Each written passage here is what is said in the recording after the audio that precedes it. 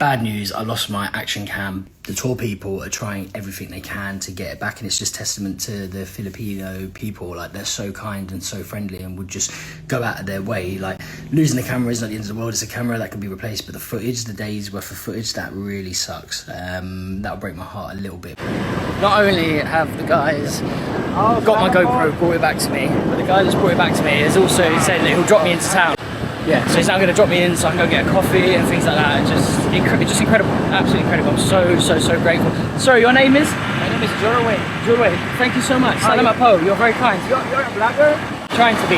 I need to go home and get another battery because it's been away from me for so long. I'm on 3%, I've just been born, I'm on 3%. So I'm here now. This is where the sardine business goes on a little bit later. So those boats there are where the line of the water, you can see it's a little bit darker in the sea. So that's where the drop off is. So everyone's doing snorkeling along here, and then beyond that is where the sardines go. So I'll order some food. I'm gonna have some food now, have a coffee, and then eat that, wander back to the hotel, put a new battery in this, kind of chill a little bit, start editing yesterday's video, get that process underway, and go out and swim with sardines. That is the plan. But so far this morning, pretty chill, done a little bit of gym. I feel so much better for going to the gym. So using my last bit of battery to show you this, I've got a mixed seafood platter, bit of everything in there. She's desperate for some food. You can have some when I'm finished. Then some rice as well. I'm just going to sit, have seafood, staring out of the sea. I mean, does it get any better than that? So, food review on 1% battery. Oh, it's really good. So, fish in there. I've got calamari, rice.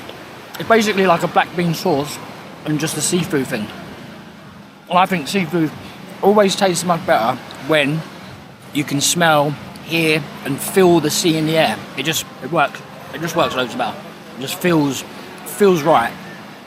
Feels really right. And again, all single source, so like fresh proteins, there's no process in there, and a bit of rice. Like, that's the way to do it. If you want a good healthy body, just stay away from all the processed shit. So, change of plans for today. Originally I was going to go take it easy, go swimming with sardines, all that sort of jazz. But it's better to go swimming with sardines in the morning when the sea's a little bit calmer, because you get clearer visibility. Bistrom's already found that out because he's gone scuba diving today and he swam with them.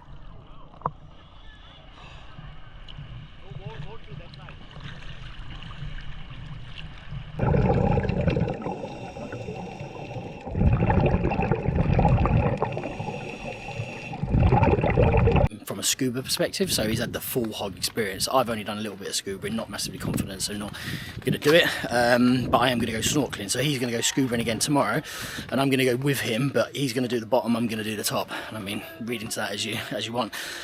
But what we've decided is, it is 1:25. We're going to start having a few drinks. I've already had a few beers and a Pina Colada. Gone back to the hotel, sprayed a little bit of razzle dazzle on, got my card, so we've got some cash. And yeah, going to go back and just booze, and then maybe get an early night, try and sleep through the night. That is the plan. And then tomorrow, wake up early, swim with the sardines. That is the plan. Then go to the gym, train, then get a ferry from here to Cebu, to another island, and then be on that island for a couple of days there, and then go from that island to another island. So yeah, all systems go, but the change of plans is the adventure is going to be a little bit of a boozy one in Moalboal, so we'll see how that pans out. But I had a really good Pina Colada there, probably one of the best Pina Coladas I've had in a long time. I had one in Manila, it was terrible, a fucking slice of orange in it, whereas the one I had a minute ago was great. So I'm definitely going back. I reckon I'm going to have at least 3. So not for the faint-hearted around here. The road is relatively narrow and it's a two-way road, and you've got all sorts of vehicles flying up and down, and they literally whiz past you like within an inch of your arms and sides and stuff. So that can be a little bit daunting. Be a little bit aware, listen to the sounds of them approaching behind you and whatnot. But again, that's what travelling is about, isn't it? New experiences, broaden your horizons, becoming comfortable in situations you're not comfortable with. It's relatively quiet down here, but further up it gets mad busy, particularly when they're overtaking each other and there's lots of traffic coming both ways. It can be a bit intense skipping through, but it's relatively quiet now, to be fair.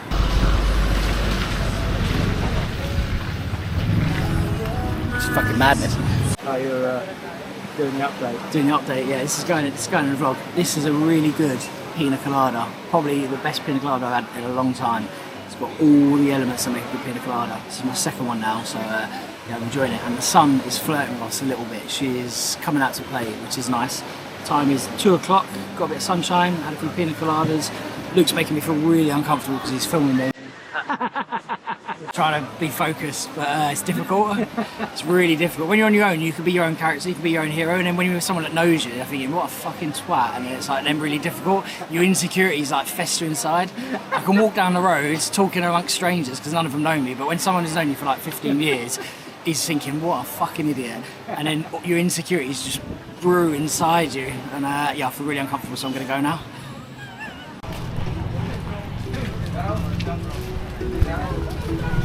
So Luke, mate, what are your thoughts on Moalboal so far?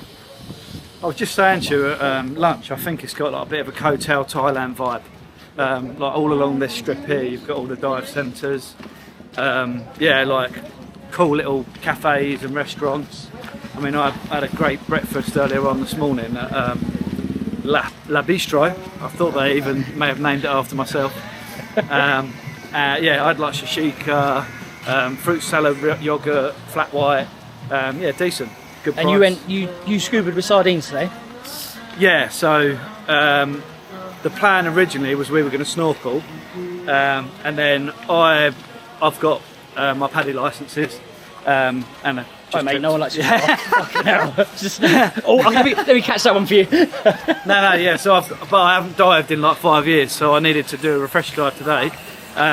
Went out with a German instructor, and yeah, it was well cool. Like swimming underneath the sardines. All of a sudden, like it was like a murmur of starlings just like in front of me. Yeah, and like you just sort of scuba dive along a wall. You got like all the tropical fish down there, but the visibility wasn't too good. Yeah. And then tomorrow's plan is go out to. Good mate. Got obstacle course, Takeshi's Castle. Here we go. Fucking hell, this is rough. Cheers. Health and safety does not exist out here. Go on, you were saying? Oh, sorry about that. Yeah, if you look over there now. Yeah. There's I think it's like Pescador Island or something like that, and that's meant to be really good for like scuba diving with turtles, good coral. So yeah, probably head out there in the morning. Yeah. So, but I know I like it. Good. It's a bit of a shame about the weather. Yeah, there's been no sunbathing just yet. No. But I think we've just been too busy for it anyway, haven't we? Wait, when have we had the time? We've literally had a little bit of time today, but we've not had a chance otherwise to be able to do stuff like that, which is good. I quite enjoy that, to be fair. So yeah, good. Out of 5, if you're going to give it an industry 5 stars, what would you give it? I'm fine, thank you. Cheers, mate. I reckon 3.5, but we definitely haven't had long enough, I think, to experience its full potential. Like haven't done the nightlife. Because we've just been too because we're fucking old, basically. Too jet lagged. I mean, like we were both up at like 2:30, 3 this morning, so it's like middle of the afternoon now. It's already bedtime. Gonna head back for a nap. Yeah, that is the plan. We're gonna go back for a nap, and then I think maybe build up the reserves to come out a little bit later and party. But you can't look at that as a. See, look, it's a bit bright now. The sun's out. I think, yeah, nice little beach day. Yeah, good vibe. And would you say, so if someone was coming here for the first time, what would your advice be to them? Well, great value. Yeah, I mean, like we're staying in 2 different places, but what was your place per night? 22 quid a night or something. Yeah, like that. so 22 quid. I think mine was 40. It's like a brand new resort, like recently finished last year. Owned by a Chinese guy, Chris. He was really cool actually, wasn't he? What was it? East Holiday Resort. Yeah. And it's like 8 glamping pods. I think it's 8 or 10 glamping pods, and they're wicked. Great value. Happy days. There you go. Vote it from the man himself. Get yourself down to Moalboal. Moalboal, motherfucker. This is one of the things that I love about Southeast Asia. So someone's obviously been out in the water doing stuff, and they've left some money. Like it's not a great deal of money, but it's been wet and they've just stuck it on a clothes peg. No one's climbing over a fence to nick it or do anything like that. No one does stuff like that here. It's perfectly safe. If you did that in London, oh, fucking hell, that'd be gone in an instant. Absolutely gone in an instant. People just don't do that. And you don't realise that until you get out to places like this. The culture is so much better in terms of how people look after each other, because that's ultimately what it's about, is how people consider other people's feelings, and you lose that in the West, I feel personally, and I've kind of noticed that the more I've been travelling. And it's just amazing. It's just amazing. Like, it's super poor here. Well, not super poor, but it's, you know, people struggle here. They don't make a great living, and that's money. That's money, free money. Anyone can take that. No one's taking it. What a great thing. That's been there for 3 days. I've seen that for 3 days. First it was tucked into a shoe. Now someone stuck it on a clothes peg. It's just there, just hanging around. No one's nicking it. Amazing. Now, what they don't realise is I'm from London, and I have considered it. And no, I haven't really. I have not really considered nicking it. I won't. But yeah, it's just an indication to what this place is like. So if you've got a fear inside you about coming here because of the risks and the dangers, because it's a faraway alien land, so far from what you know, you've got to overcome that. You've got to overcome that assumption and step into this space and realise what it's about. It's more safe than you would realise. I've never felt safer in all the places that I've travelled to, bar maybe Cebu City. There was a few things that were a bit sketchy in there, but if you're streetwise, you'll be absolutely fine. The place is super safe, super safe. And if it's still there later, that might pay for a round of drinks. It won't really. I'm a better person than that.